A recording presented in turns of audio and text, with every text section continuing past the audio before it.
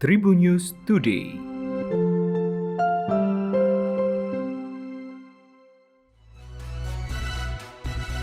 Halo Tribuners, berjumpa kembali bersama Hakim di program Tribun News Today. Hakim bakal berbagi informasi terkini untuk kamu. Informasi pertama, Menteri Pemberdayaan Aparatur Negara dan Reformasi Birokrasi Cahyokumolo mengatakan pemerintah berencana akan segera membubarkan sejumlah lembaga negara. Hal tersebut disampaikan pada saat rapat kerja bersama dengan Komisi 2 DPR RI pada Selasa 8 Juni 2021. Cahyo mengungkapkan ada satu kementerian yang sudah sepakat untuk menghapus satu badan. Namun dalam undang-undang penghapusan badan tersebut harus dengan persetujuan DPR. Menurut Cahyo, penghapusan lembaga negara tersebut sebagai upaya merampingkan birokrasi dan efisiensi anggaran pemerintah.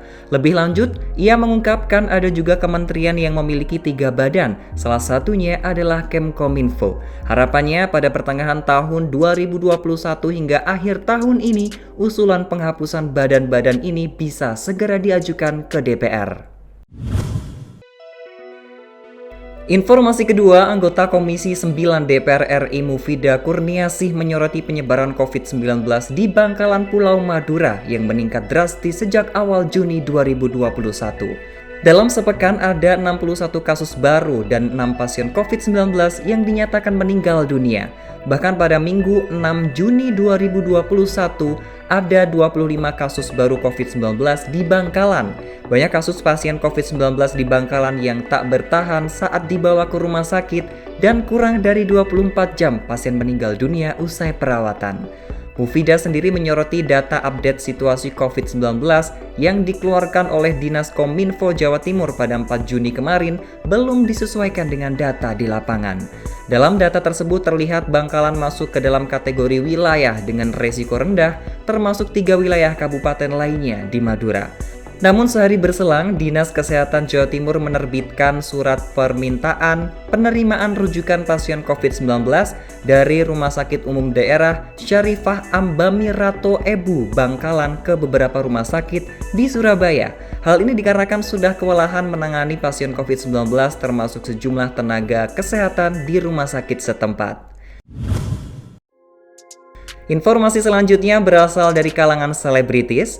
Gofar Hilman mengaku tak pernah melakukan tindak pelecehan seksual yang dituduhkan kepadanya. Merasa yakin akan hal tersebut, dirinya siap menyelesaikan secara hukum agar menemukan keadilan. Sebab ia merasa tudingan yang disampaikan oleh @queenjojo sudah menjadi fitnah untuk dirinya. Gofar mengatakan bahwa sejak utas tentang tudingan pelecehan yang ia lakukan, timnya sedang mencari tahu siapakah pembuatnya. Gofar Hilman secara tegas membantah jika dirinya melakukan pelecehan seksual. Sebab dari keterangan asisten dan juga panitia yang mendampinginya, dikatakan bahwa dirinya tidak melakukan hal tersebut.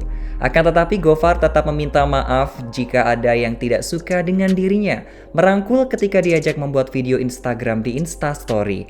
Sekedar informasi, akun Twitter @queenjojo mengaku dirinya mendapatkan pelecehan seksual dari penyiar Gofar Hilman. Saat itu dirinya mengajak Gofar untuk membuat video Instastory setelah selesai dalam sebuah acara. Pemilik akun tersebut mengaku mendapat pelecehan dari Gofar yang menyentuh tubuh di bagian terlarang. Informasi terakhir dari berita olahraga Tribuners. Kesuksesan pelaksanaan kompetisi basket Indonesia IBL Pertamax 2021 menambah semangat dan kepercayaan diri panitia pelaksana FIBA Asia Cup 2021. Hal ini dikarenakan bisa melakukan hal yang sama dalam kejuaraan bola basket elit antar negara Asia ini. Pelaksanaan IBL mendapatkan pujian sejumlah tokoh di tanah air, seperti dari Menteri Koordinator Perekonomian Airlangga Hartarto, Menteri Pariwisata dan Ekonomi Kreatif Sandiaga Uno, Menteri Pemuda dan Olahraga Zainuddin Amali, Menteri BUMN Erick Thohir, dan Gubernur DKI Jakarta Anies Baswedan. Menpora hadir pada game pertama, sementara yang lainnya